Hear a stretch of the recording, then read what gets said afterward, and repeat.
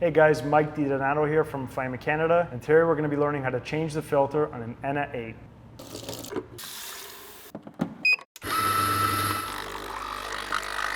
What you're going to need to complete this process. Now there are two options for this. You can use the regular Claris Smart filter, which comes individually or in packs of 3, or the Claris Mini filter. Either one can be swapped into the machine. The filter extension can be extended to accommodate the smaller one or detracted to use on the regular one. To start the process, you will notice that in the bottom center of your screen, the filter will be red. Push and hold the P program button on the bottom left corner of the screen until you get into the maintenance settings. You're then going to click filter and begin the changing process. The first thing that's going to happen is it's going to tell you to change the filter. Now at this stage, what we always recommend is whichever filter you decide to swap in, always pre-soak it.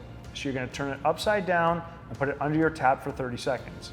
Now the reason we recommend this is because this allows you to pre-prime the filter. It's a lot easier for a machine to pull water through a soaked filter than it is a dry one. You're going to then take the old filter out, remove the extension, click it onto your new one, put it into the water tank, fill it up with fresh water, and put it back on the machine.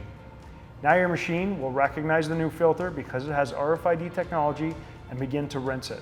Once it's done the rinsing process, you're finished. Thanks for watching our video today on how to change the filter on the Jura ENA 8. Don't forget to check us out on Instagram at Fiama_Canada to see some cool and fun stuff. And don't forget to go on our website, www.fiama.ca, to get all your maintenance products and cleaning needs.